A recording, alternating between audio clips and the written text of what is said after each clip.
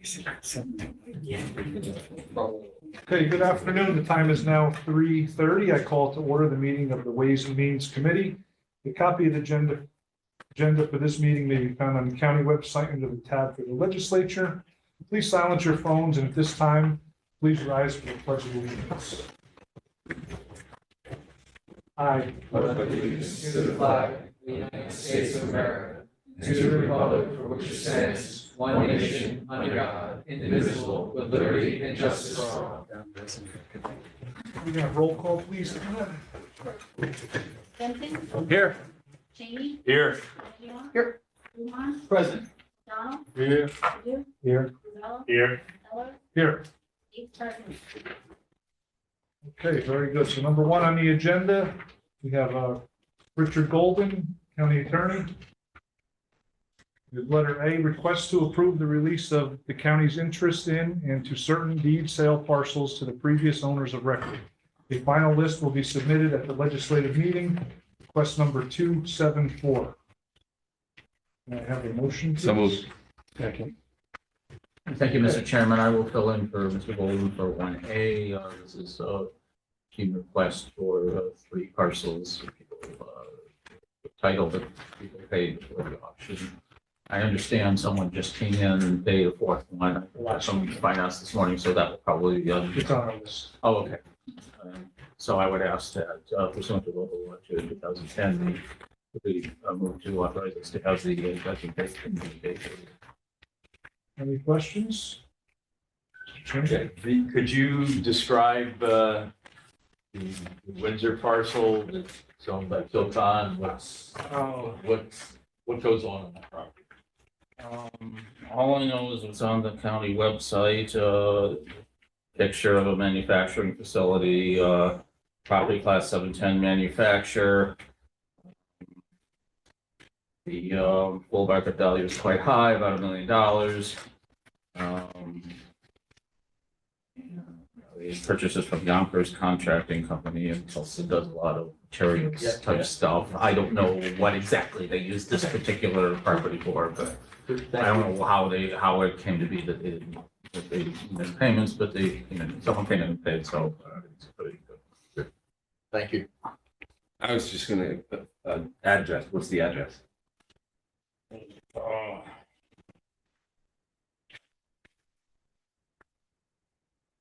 50 Ruskitty Road, or Rushitty, forgive me, I That's lived out that way quite a while. Over by the Little League field, so it's got something to do with stone or concrete. Okay, any other questions? Then I'll call the question. All those in favor? Aye. Aye. Any opposed? Motion carried. Thank you very much. Letter B, we have local law amending Orange County hotel and motel occupancy tax, local law to opt in and conform to recent state legislation allowing occupancy taxation of short-term rental units. Request number 285. So moved. Second, please. Second. Okay, Mr. Golden? Sure.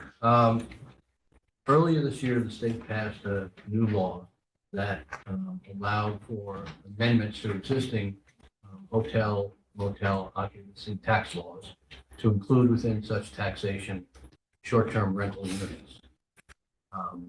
If you wanted to go ahead and amend your present law with respect to hotel, motel occupancy tax to include that, you would also have to go ahead and create a registry of these short-term rental units that's set forth in more detail in the state legislation.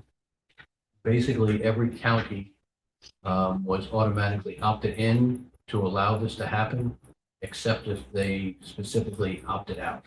And the executive branch believes that it's an appropriate thing to be opted in to this legislation, and therefore we have amended your current hotel, motel occupancy tax law to include the taxation of rental units and the creation of a registry as required. The rate for the taxation for a short-term rental unit has to be the same as it is for the hotel motel tax, which for Orange County is 5%. Um, some localities, local city, towns, or villages, have already a tax on short-term rental units, and some, I believe, have created registries. At least that was the possibility. They may have created them. I have not done research as to see which ones have them or not. But if in fact a local municipality has a short-term rental tax and a short-term registry, this law doesn't affect either one of those. That will still continue. And so the way it will work is that if this local law passes, either booking platforms such as Airbnb, Vrbo, or Booking.com are the biggest three, or individual hosts will be required to register with the county, and booking platforms may not list a short-term rental unit unless it is registered. So the feedback that we have gotten informally from many officials in local governments is that they are looking forward to this, especially the registry, not so much the taxation, but the registry, because that will then enable them to know where these short-term rental units are within their jurisdiction.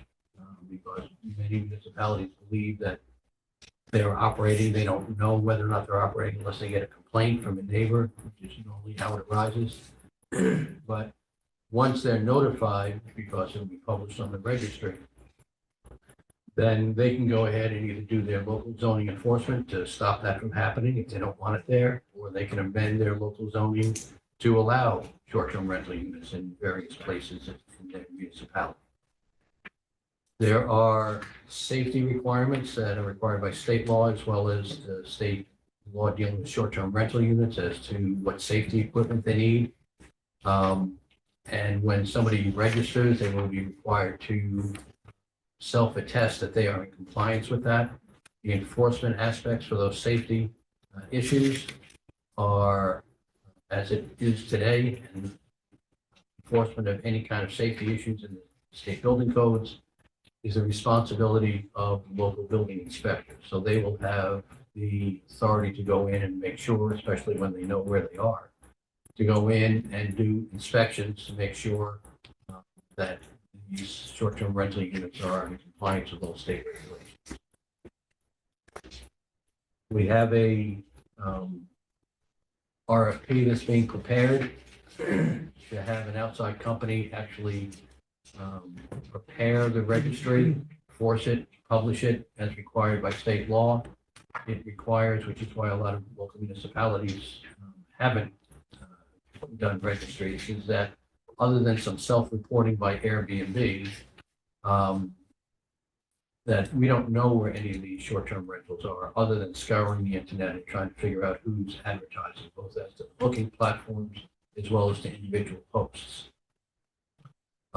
This registry will be, as required by state law, will be prominently displayed on the county's website, and enforcement for failure to pay the taxes for the short-term rental is the same as the failure to pay taxes for the hotel motel occupancy tax, which gives me the authority as county attorney to institute enforcement action directly in court, or the more usual path. And that is, we may transform the unpaid taxes into a lien on the property by way of a sheriff's warrant, and therefore a lien would be placed on it. The property could be sold without paying the lien. I think that's a good summary of where we are. Any questions? Yeah, thank you, Mr. Chairman. On the second page, the one line, I asked this question at the roof meeting. Every occupancy of a room, hotel, short-term rental unit in the county, except the tax, shall not be imposed upon a permanent resident. You're telling me that the 4-family apartment complex that has people renting there for 6 months, a year, won't have to pay this tax? That's correct. Right? This is just a short-term rental law. It's a combination of the definitions, and I had a follow-up email earlier today to all the members of the Rules Committee to follow up on your question as to what exactly It's a Right, definition. so it's still the same, as what if they're month to month, that's 30 days, some are 28, right? 29, so what happens in that case? If they are having 30-day residency, continued residency, they have been continued residency for 30 days or more, they are considered a permanent resident and therefore do not fall within the short-term rental unit. Thank you, just making sure. And that is the way that it's set up, and our ability to tax them is limited by state law, and that's the state law's definition. Legislator O'Donnell? Have you taken any enforcement action the last couple of years? Not to my knowledge, are you aware of any? Sure, so now we're working with one of your members to now send out letters for outstanding hotels. So yes, we're in the process of drafting out letters. If no response, the letters are now coming from the county attorney's office. If no response, the county attorney and I will get together and then take the next steps that are needed, as you spoke about earlier. You know how many letters we sent out the So last couple of years? in the last couple of years, I can't say that off the top of my head. I know currently there's about 6 that are being reviewed right now that need to go out. Need to be mailed. Yes, Have we mailed any in the past? in the past, I'm trying to see if we I'm trying had to think, my any administrative success in assistant. collecting. yes, so my This once we administrative assistant notified. has mailed Yeah, out. I don't know. Obviously, in the past, it's only hotels and motels, not Right. short-term rentals, but And- Same difference. And again, so my administrative assistant has mailed out, I can get you that number of how many have been mailed out. But now this next process, working, and the letters are coming from the county attorney's office, there's about 6 that will be going out. Okay, thanks. What enforcement action are we allowed to take for someone who never registered and then we get a complaint, find out they've been in operation for 6 months? Do we do anything for those 6 months? if we have proof that they have been operating, then they will be taxed for those, we know how many days they have that. They would be taxed and sent, cooperation with the finance department and law department. They would be sent a letter saying, this is your outstanding amount, or not paying taxes. If they were paying taxes but somehow weren't on a registry, then I don't think there's any penalty involved with that. Right. But is there any penalty for not registering? Just sending them a letter. Right now, there's no penalty for not registering. There's nothing in here that says we're going to penalize you for not being on the registry. When we discover that they're not on the registry, they will be liable for the taxes. Just the tax. Yes, and I would have to look further as whether or not there's some interest in penalties on that, but certainly the taxes, there's no separate penalty provision for failing to register. No, well, I won't be here next year, but if you do run across some people that just don't register because there's no incentives for some of them, other than I get caught, I just pay the back taxes. There should be some type of penalty on top of just the back taxes. That's just my 2 cents. I'm sure legislative, will follow up on this next year. Well, the one thing also, and I touched briefly on this at the Rules Committee, is that there's also the ability to charge for registering, which is not included within here. The thought process, it's split as to whether or not you should or shouldn't. Some people argue that you should to help subsidize the cost of the registry. Others say no, because they don't want to have another barrier to having people registered. I mean, this is potentially an economic boon for the county and local municipalities, provided they are authorized to conduct business. And so sort of this is easing into, a lot of times in regulatory schemes, you ease into that. If it seems like there's a real problem with it, the law can always be amended to go ahead and add these types of either fees or penalties. Right. Right now, they're not in. I'd be on the side of no fees to register. There's enough added things, and they just pass that on to the customer. Yeah, the state had done a survey concerning short-term rental laws that they had sent out to all the counties. About half the counties responded. Of the counties that have responded, half said they intended to charge a fee and half said that they didn't, roughly. Thank you. Thank you. And Oh, I we have just, a question in the one back. statement Go for the ahead. county attorney that we do charge interest and penalties when you are late. So just with the Thank you. hotel and motel, so I just wanted to add that to the record. Okay, with that, I'll call the question. Wait, All I those, just had oh, one we have more another one? Yeah. Sorry. It seems like we're double taxing people who own houses that rent rooms out for short term, where they're paying their county tax and then they're paying another 5% tax on top of it. But yet a four-family house, two-family house that has permanent residents don't have to pay. This just doesn't seem right to me. That we're double taxing someone. Why don't we tax everybody or don't tax anybody? Well, That's, I mean, certainly you have the ability to not want to tax these people who are having short-term rental units. As far as taxing everybody, you don't have the ability to do that. New York State has jealously guarded its right to tax and does not enable any jurisdiction to impose a tax that it has already authorized. And the only authorization in this field that is authorized, 30 days, less than 30 days. thank you. Majority Leader Benton? Plus, the fact is, a homeowner has these transients coming in every day, and it's not a landlord, which you'd be considered a landlord if you have month-to-month rentals, but they're getting extra income, so that's their point. They want the extra income from the transients. Why shouldn't we charge tax on that? So we want to tax them twice. Pay your income tax, pay your, They pay Yeah, their tax. property tax, and you're also paying the income tax. It becomes like an income property. Yeah, it's actually like a hotel motel. We're taxing them twice. Three taxes. Huh? Income, hotel. no, I get it. I just agree with you. Anything they pay off big salaries. All right, I'm gonna call the question. All those in favor? Aye. Any opposed? I'm opposed. One opposed, motion carries. Thank you very much. Thank you.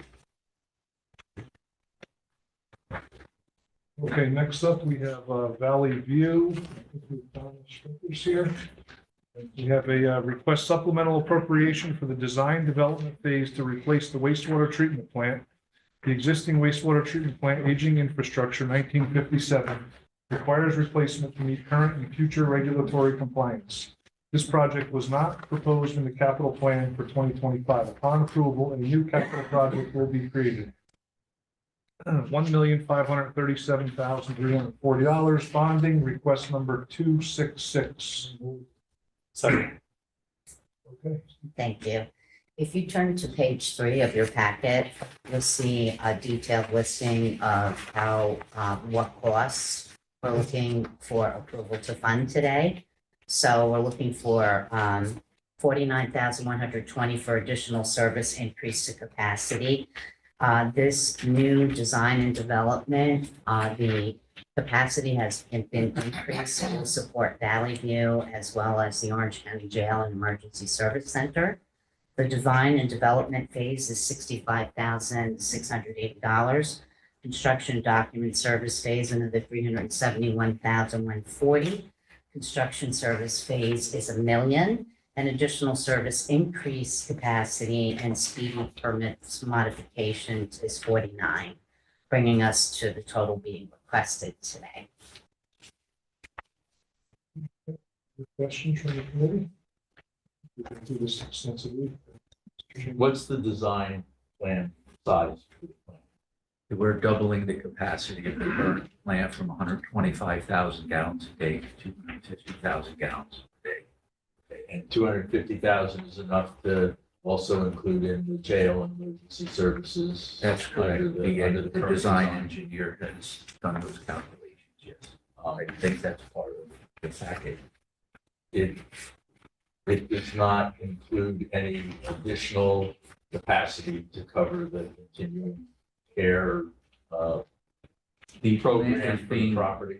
the plant is being designed with modular construction so that we'll be able to be increased if the need arises. There was a statement in the letter from Delaware Engineering that says that the wastewater treatment plant has been in violation multiple times throughout 2024. It was also in violation quite a bit prior to 2024. was it not? Yes, we have had difficulties meeting our old permit limits and certainly even meeting the new permit interim limits. We've spent approximately $250,000 in repairs and improvements on the existing plant, and we are getting close to meeting our interim limits, but there are still times when we're not. It's, I toured the plant probably 7 or 8 years ago and, I saw the issues and the problems it was having. So to Yeah, there's use no duct real, tape and bubble gum to get it to a point where it's almost meeting limits. like I there's said, no it's real pretty good. redundancy there. When one part of the treatment process fails, it's failed. Any other questions? Duct tape. All right, I'll call the question. All those in favor? Aye. Any opposed? Motion carried. Thank you very much. Thank you Thank very you. much. Okay, next up, number 3, we have Travis Ewald, Commissioner, Parks and Recreation. Letter A, request to accept and appropriate New York State Municipal Parks and Recreation Grant Award from the New York State Office of Parks, So they just- Recreation and Historic Preservation in the amount of $1 million, and authorize the county executive to execute any and all other papers and agreements in connection with the grant award. The source of funds is state grant funds. A local match of 10% is required. The grant will be used for the Promenade Park Tower Repair and Trail Improvement Project. The project will include tower repair, tree removal, improvements to picnic area, parking area, trailhead construction, trail improvements, and signage. This is not in the 2025 capital plan. Upon approval, a new capital project will be created. This is a secret type 2 action requiring no further environmental review prior to accepting the grant funds or thereafter. Funding is as follows: state share $1 million and local share $111,111 bonding. Request number 250. So moved. In my district. You could pick Yeah. one.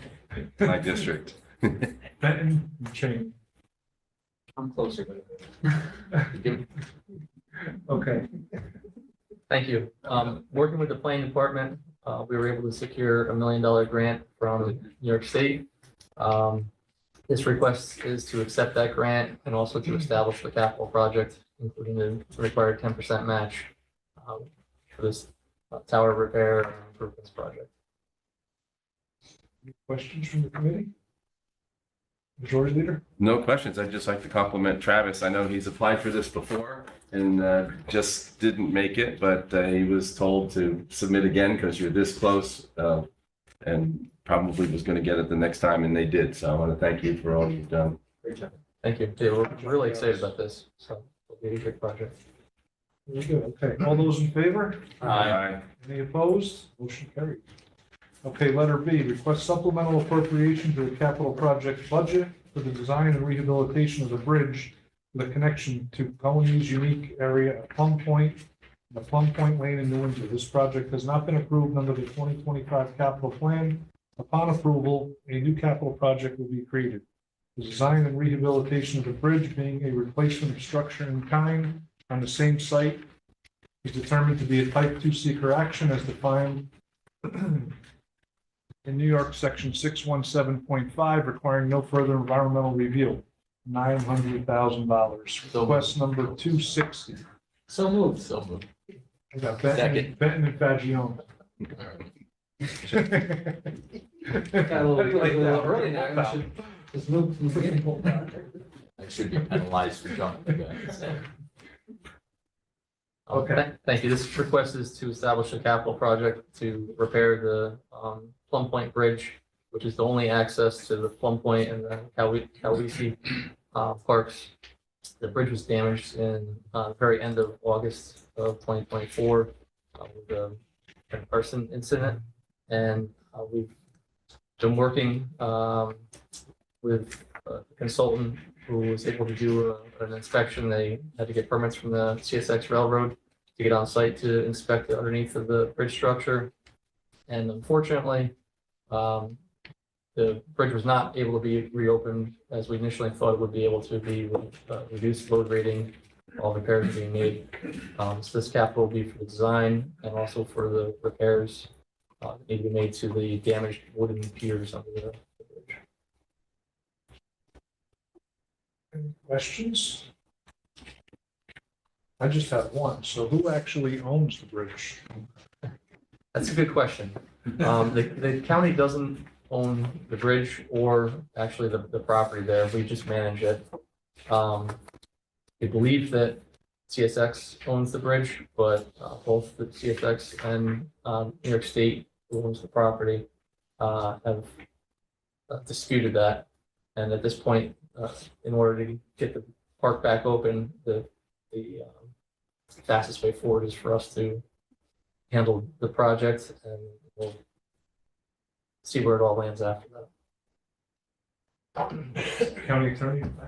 Yeah, just to add to what Travis is saying, if you read the deeds going back before the bridge was built, it's clear to me that the ownership is the railroad, and they should be responsible for repairing.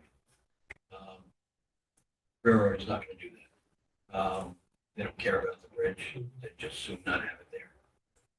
DEC and at one point seemed to take DOT together, seemed to be taking ownership of it until they realized what it might entail, and then all of a sudden they didn't know. So Sounds like. the fact of the matter is that even if we were to try to pursue first who owns it, by way of court action, whether it be the state or the railroad, it would be unusable for many, many years. And so we've decided to go ahead and try to improve the bridge so it can be usable, since we are managing it. And then once we have these costs, we have the ability at that point in time, if there is the will to do so, to try to get reimbursement from the state and the railroad. But to take it sequentially would really delay access to this park for many, many years. Is there any way for us to find out if CSX has any sort of insurance policy on this bridge that they've been paying for but just don't now want to admit to? You would think as a railroad, they'd have everything insured. I'm not sure that's the case. I don't know for a fact Yeah. as to whether or not they insure every bridge that goes over their railroad. I guess it's possible that would be a monumental policy expense to them to Yeah. go ahead and do that. I would think that they have insurance for when bridges fall onto their property and to cover them at that point in time, but not insurance simply against a fire, or in this case, it may just be deterioration over the years. It may not be covered under the policy. I thought this was vandalism. There was vandalism and arson by juvenile delinquents. And that is determined to have some damage to the facility. But upon, and Travis can probably elaborate more on that, but the report that we got back from the experts was that, yes, there was some damage done, but the real damage and need for not having it being able to be used right now is really the deterioration over years that had not been noticed. Thank you, sir. Thank you, Mr. Chairman. Any other questions? Legislator O'Donnell? How many years has the bridge been out? It's been out since August of 2024, so a year basically, a little bit more. How many people use that park? A few. Nobody can. That's a better answer than I got from him. It's not just one park, it's two parks. It's Yeah, also New Windsor town, has a Windsor's park down there also. Is this the only answer? Correct. Who keeps track of how many people use? Parks maintenance That's you, leader. right? I'm sorry. That's you guys. right? Yeah, our parks maintenance leader keeps track, but I don't have that at my fingertips right now. I can get it to you. Anybody else? Okay, I'll call the question. All those in favor? Aye. Any opposed? Motion carried. Okay. Letter C, request supplemental appropriation to the capital projects budget for park software and hardware upgrades. This project has been approved under the 2025 capital plan. Proposed project number 99, upon approval, a new capital project will be created, 350,000. Request number 261. So moved. Second. Fagion. He said it first. Highlight that first quick. Thank you. This request is to establish a capital for software and hardware upgrades in our parks. Primarily, it's going to be utilized for fuel tracking system, along with the stanchions that have the chip or card readers on them at all of our maintenance fuel locations, along with fleet tracking capabilities. Questions for the Commissioner? Okay, all those in favor? Aye. Any opposed? Motion carried. All right, letter E, request supplemental appropriation to the capital projects budget for park security. This project will include fencing, gates, cameras, and other security improvements for various locations within Orange County parks. This project has been approved in the 2025 capital plan as proposed project number 100. Upon approval, a new capital project will be created, 150,000. Request number 263.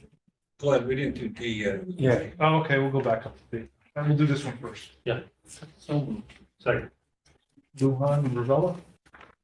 This request is for a capital for parks security improvements, cameras at our maintenance facilities, fencing and some gating at some of our maintenance facilities as well. That's the biggest portion of it. Any questions? All those in favor? Aye. Any opposed? Motion carried. We'll go back up to letter D. Request supplemental appropriation to the capital project budget for parks, various capital improvements. This project has been approved under the 2025 capital plan as proposed project number 108. Upon approval, a new capital project will be created, 250,000. Bonding, request number 262. The motion, Fagion. Second. I got it. I think I confused something. Okay, I like that, please. Certainly, this request is for a capital project for various improvements to our parks facilities, some of which would include at Hickory Hill Golf Course, there's a wooden retaining wall that is becoming defunct and starting to come down that we're going to be looking to replace, along with some light poles, sidewalks, and roof repairs through a variety of our parks facilities. Anybody have any questions? Just say it down. Yeah, do the pickleball courts need any improvement here? We do have a capital for that. We finally, as of this week, have a paving contractor that will be doing the top course.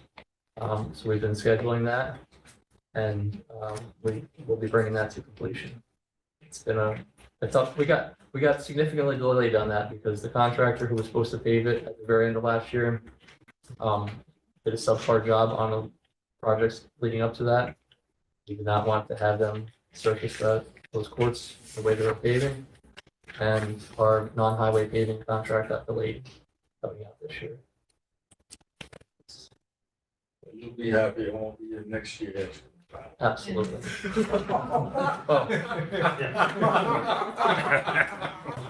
need that. That'll be done. That's why I'll be asking about it. Okay, all those in favor? Aye. Any opposed? Motion carried. Thank you very much, Commissioner.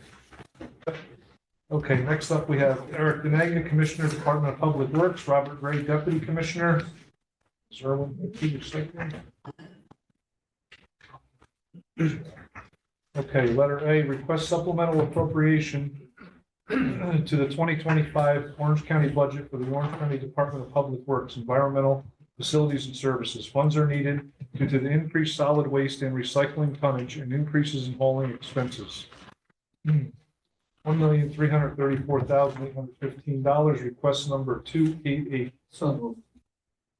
Luhan, do I have a second? O'Donnell?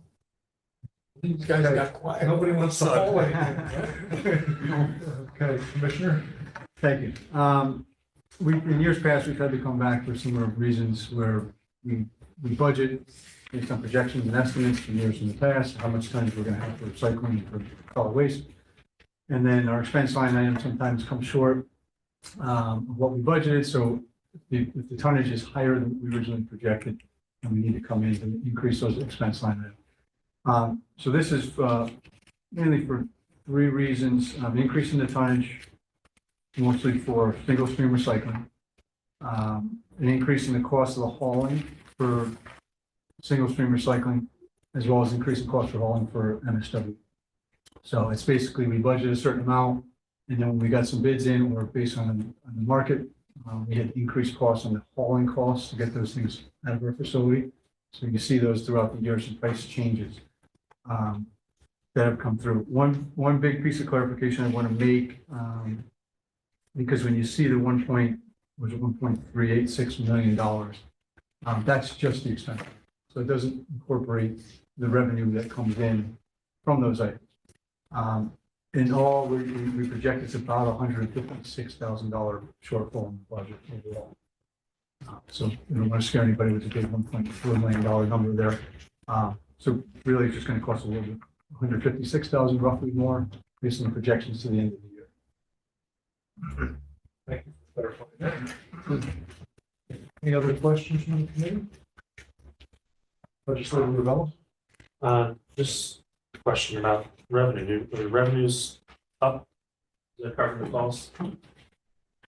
Our revenues, we generally, we bring in, we have tipping fees that cover our costs plus overhead, including our costs for municipal solid waste. Single stream recycling is a little bit different. We actually pay a little bit more to remove it than what we do to pay somebody to bring it. There's a reason for that. Mainly not to encourage people to throw the recycling into the garbage, because if those prices have to be up to where the municipal solid waste are, then they're going to, or even higher.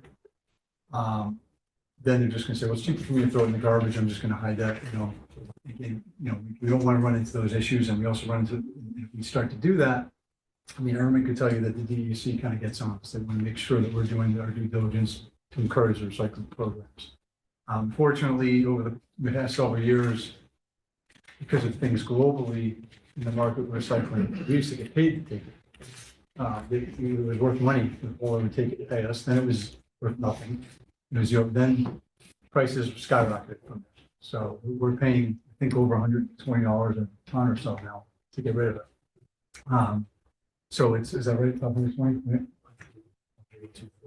132.40 for a single stream? To go kind of start showing higher, yeah. We're charging 120 at the gate. Yeah. Understood. So, thank you. And we are looking at increasing costs into January, so we'll be back from the legislature to look at those numbers. We want to likely get a letter out to the haulers and the municipalities in the next month or so. It'll be subject to legislative approval, but we want to give them a heads up of what we're thinking so that they can get it into their budgets, because a lot of the town, at least the towns, the villages, you kind of miss their cycle. You can't try to hit everybody's cycle because the villages' budget cycles are so far off of the towns. But we at least get the towns and some of the haulers before they hit the new calendar year, so they can make some adjustments in what they're anticipating to be charged. And then, of course, we'll have to be back to get approval for those numbers. Just as a follow-up on that, I mean, I know that the towns are working on their budgets now. So the sooner that can get out to them, even if it's like you said, a preliminary number subject to legislative approval, I think it would be Ideally, their benefit, and they would appreciate it very much. And I'm hoping to get something out by the end of the month. We'll see. Probably hopefully within no later than 2 weeks. Okay, any other questions? Then I'll call the question. All those in favor? Aye. Any opposed? Motion carries. One abstention, I think I should abstain. Patton abstaining? Very good, thank you. Thank you. I guess now we just have, Ryan's gonna join us up here.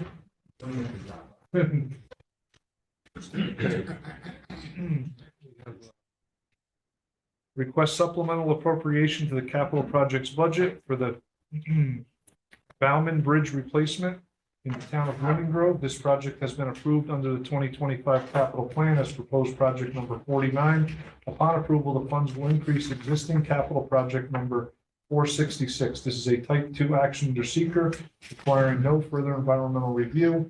$1,386,000, request number 279. Donald, Fagione? Just one point of clarification on this, and I'll pass it over to Ryan, who's really the expert on these bridges and the funding.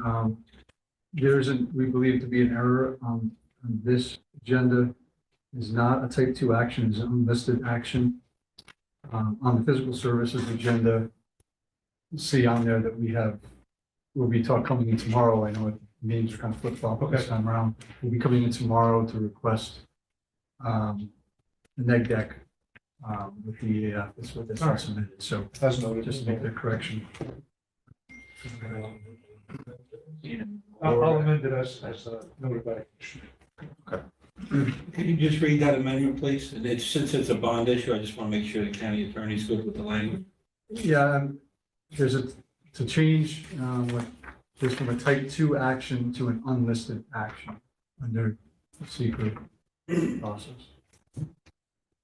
And So that this will be, this is a unlisted, an action. unlisted action. Yeah, unlisted.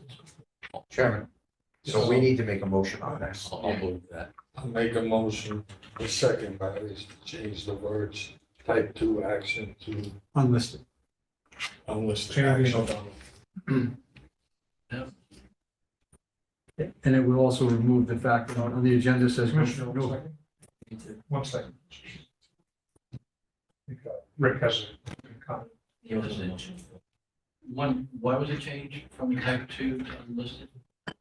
And we believe it was just a typo shown on the agenda, it was listed as type 2. But it's The intent was never for it to be type 2. it's not a replacement, the bridge? Wait a minute. It was initially declared as an unlisted action. I don't have that specific resolution. But we're trying to close seeker and do a neg deck at Fiscal Services tomorrow. But is it not a replacement of a bridge on the same site? It It is. is. Then it should be a type 2 action. We can, if we can change that, I'm okay with it.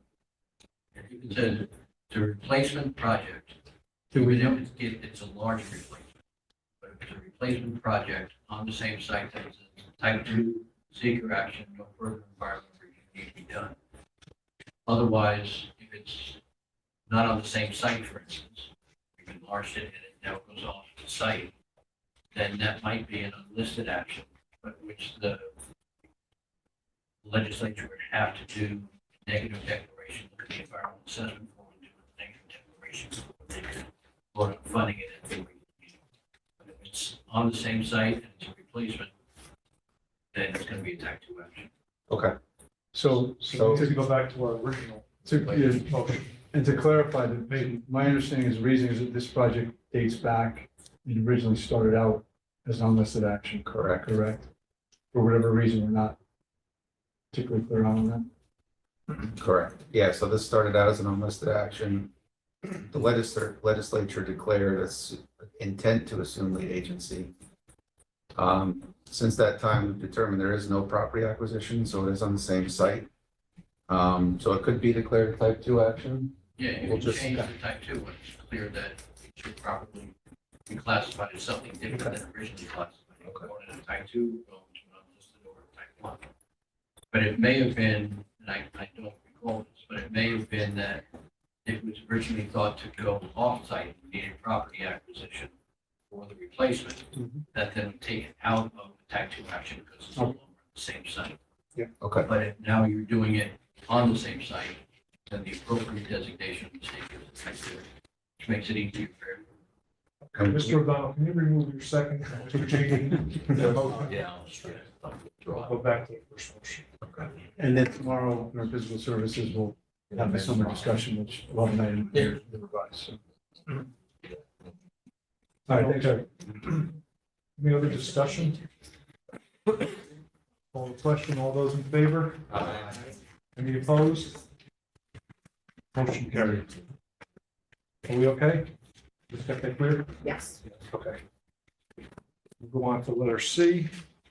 Request supplemental appropriation for the capital projects budget for the Crystal Run Bridge Number 2 bridge replacement project in the town of Wallkill. This project has been approved under the 2025 capital plan as proposed capital project number 53. Upon approval, the funds will increase existing capital project number 396. This project has previously been determined to be a type 2 action under seeker with no significant adverse environmental impacts. 237,000 bonding, request number 281. I just wanted to note that this will be in the last one as well, both projects that we're doing in-house, beginning to end. So there's something that we're very proud of, not only our engineering team that designed some of these small bridges, but also our construction crews, our bridge crew. Go ahead, Ryan. Sure. And this is a type 2 action. This is a type 2 action. This project's located on Ford Road in the town of Walk-Hill, crosses a tributary to the Walk-Hill River. It was originally constructed in 1956. It's a 40-foot span, and it currently has an 11-ton load posting, with approximately 3,400 vehicles per day using this bridge. How many? 3,400. Questions from the committee? Legislator O'Donnell? So why do we have different language at the end of this after the word seeker? With no significant adverse environmental impacts, is that what you're referring to? And the one before said this is a type 2 action under seeker, requiring no No, I see what further you're saying. environmental review. It's really, What's the difference, Rick? there is no difference, it's a distinction without a difference. So once it's a type 2 action, it is by designation of the state, something with no significant adverse environmental impacts. Not necessary language to add in, it's really just a surplusage, so you can leave it in, you can take it out, it doesn't make any, So they could have the same language as above. yes.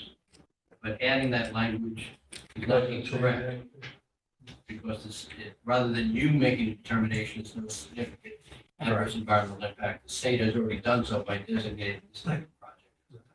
So they're trying to confuse me. Yeah. Are we doing a good job? Okay, I'll call the question. All those in favor? Any opposed? Carried. Okay. Is there an agreement from the airport? Yes. Okay. It's in your blind spot. Yeah. Okay, we have request supplemental appropriation to the capital projects budget for airport infrastructure capital improvements. This project has been approved under the 2025 capital plan. As proposed, capital project number 16. Upon approval, a new capital project will be created. This is a type 2 action under the seeker, requiring no further environmental review to be done prior to appropriation. 50,000 bonding, request number 275. So moved. Second. Ravella, Fagione. Okay, sure. Good afternoon, Mr. Chairman. This is all repair and replacement for current infrastructure. As everybody's aware, the airport has miles of pavement, and we have to, with FAA regs, we have to maintain the pavement within our grant assurances, and part of that requires us to do repairs on mainly secondary, tertiary taxiways and so on, and that's what this funding is set up for. Coincidentally, tomorrow will be pavement work on the airport to do some repair. Just to clarify that, are you referring to the first one or the second? First one is, I'm sorry, infrastructure, I apologize, out of order here, sorry. The first one is for roof repairs and door repairs, again, repairing and replacing existing infrastructure. We have 10 T hangars and 6 commercial hangars, and periodically we do repairs to them. We try to put about 10% of our budget back into the infrastructure, because that's obviously our main revenue source of over $1 million. Very good. Any questions? All those in favor? Any opposed? Motion carried. Okay, letter E, request supplemental appropriation to the capital projects budget for the airport paving. This project has been approved under the 2025 capital plan as proposed, capital project number 15. Upon approval, a new capital project will be created, 75,000, request number 276. I'll make that motion. Second. Fagione, Ravella. Okay, Okay. now we're on the paving. Now we're on the paving. So just kind of reiterate what I had mentioned earlier. This is all for improvements to current infrastructure, mainly secondary and tertiary taxiways and ramp areas. Thank you, Chairman. Just a quick question. I don't know how you characterize it. Is it volume, is it traffic? Can you give us a quick report card on how the airport's doing this year? Sure. As far as revenues, pretty much I've maxed out. The only thing I can really do at the airport is sell more fuel, and that we're doing pretty well at. So the main thing is just having more revenue sources, which we're working on. Activity, utilization, interest, waiting list for T hangars is 50, and waiting list for commercial hangars is over a dozen. So airport doing really well. And I'm not embellishing. I have to tell people every week that I have nothing available that are requesting space. We have some prospective new tenants that are seeing if we can split a hangar in half to give them some space. You know, there's just a lot of machinations because the space is really at a premium for aviation. Thank you. Thank you, Chairman. All those in favor? Aye. Any opposed? Motion carried. Thank you very much, gentlemen. Thank you. Okay, next up, we have Paul Wiley, Director of Real Property.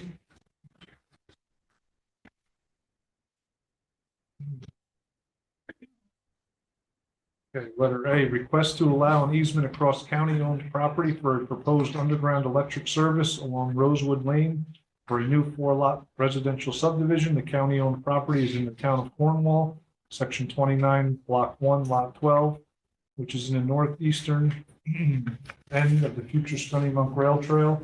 The developers of the subdivision donated a 2.39 acre parcel to the county last year as part of the approval process, which was accepted by the county in resolution number 185 of 2024. The easement will run along the westerly side of the proposed Rosewood Lane, with the exact details of the description of the easement still being worked out between the county and Central Hudson, and does not appear that would impact the proposed trail or parking. Prior subdivision approval provided. No additional seeker review needed. Request number 290. I'll make that motion. Fagione, who's second? Luhan. Good. Give us a little information on this one. Sure. And good afternoon, everyone. Thank you for allowing us to present. In this case, as it says, a relatively recent subdivision was put in on the north side of the Scudamock Rail Trail railbed, and required a road to cross for them to access the subdivision. This is now an underground easement that will go alongside that proposed road to allow them to access utilities. It's going to go underground underneath our Scudamock Rail Trail. This same developer donated a 2.39 acre parcel. You can see in the bottom right-hand corner of the map that was provided. This is going to be future parking and access for our Scudamock Trail. So they even rearranged how they were going to do the easement to allow it so that it goes on the west side of the proposed road as opposed to the east side to allow us more access for parking. So this is just merely approvals and permission to allow them to put that easement in. Good. Any questions? Legislator. So you said this is on the west side of the road? The easement is on the west side of the proposed road. Okay, so the map should be like this. North is up, easement's on the west side. Oh, okay. You know what? It's in red on our map. I'm not sure if you guys have a colored version or not. No. So it's more clear on the in red. So the easement you can see is right here on this side. Oh, okay. And here's the proposed road, and right over here is the proposed parking that we generated. Okay. Okay, I'll call the question. All those in favor? Aye. Any opposed? Motion carried. Okay, letter B, request approval for the County of Orange to purchase 70 Hatfield Lane, Village of Goshen, section 126, block 1, lot 5.1. A 49,171 square foot multi-tenant office building on 8.9 acres at the westerly end of Hatfield Lane.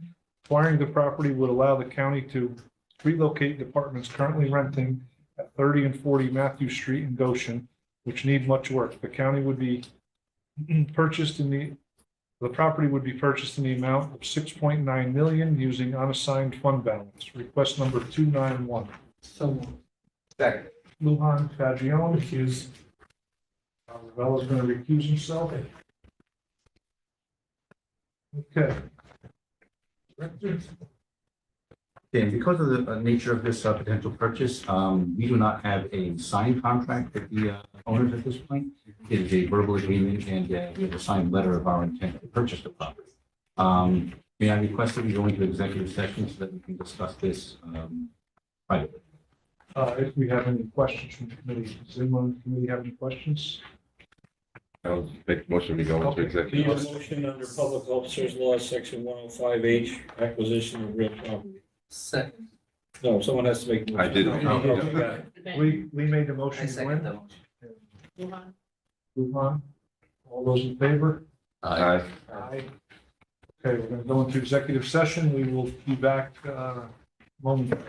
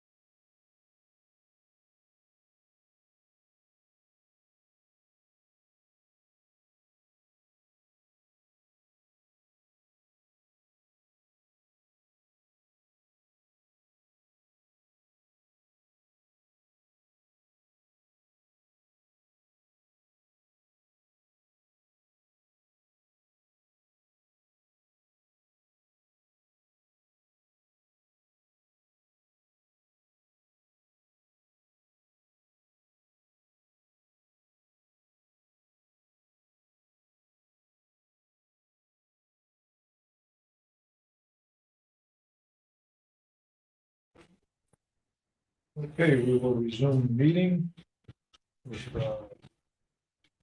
letter B. Any other questions from the legislators? Okay, I'll call the question. All those in favor? Aye. Any opposed? No.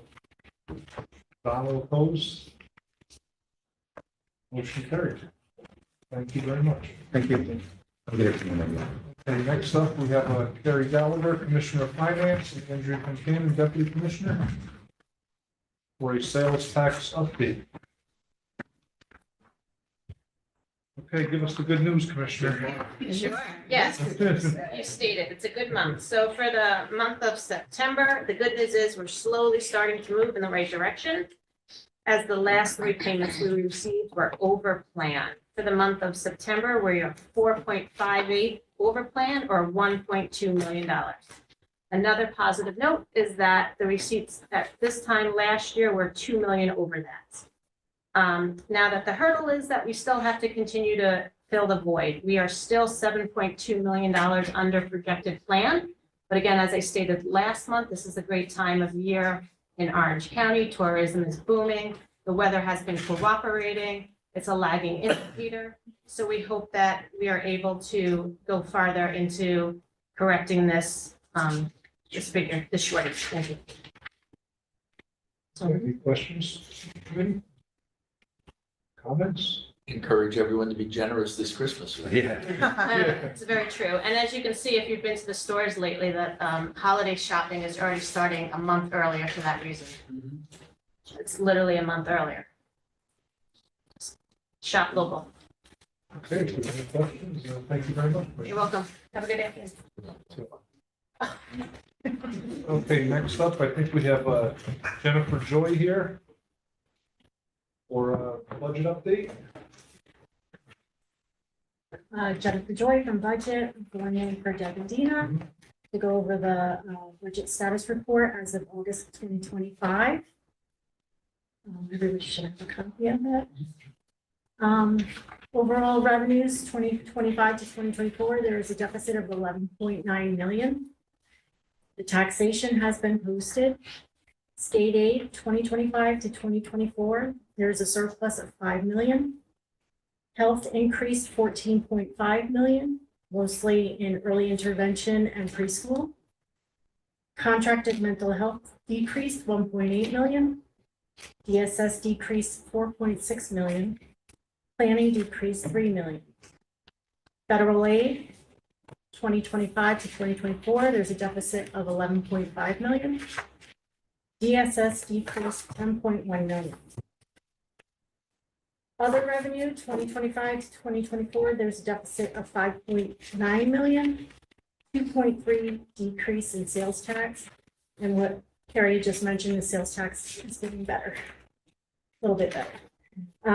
Expense totals, 2025 to 2024, there's increase of 16.8 million. Personal services and fringe benefits, there's a decrease of 4.3 million. In the general fund, we have 217 vacant positions. In total, we have 264. And it's decreasing. Contractual increases are, they're up 12.7 million. Daycare is 4.2 million only. Transfers is 8.5 million, which would be to capital, so we don't use bonding. Any questions from the committee? What's our fund balance right now? You know? The fund balance right now, I don't have that information. I can get that. for you. Nobody ever has that. So we have the fund balance that you just represented, the audited fund balance from last year. The total is 307. But again, you just are allocating all this money out for purchases of products at the buildings. So between the past 2 months, there's just like that, there's been a $10 million drop in that fund balance. And again, as you're in the budget process, you'll be, tasked with how much fund balance will be utilized. But that again is from our 24 financials. Thank you. Anybody else? Thank you very much.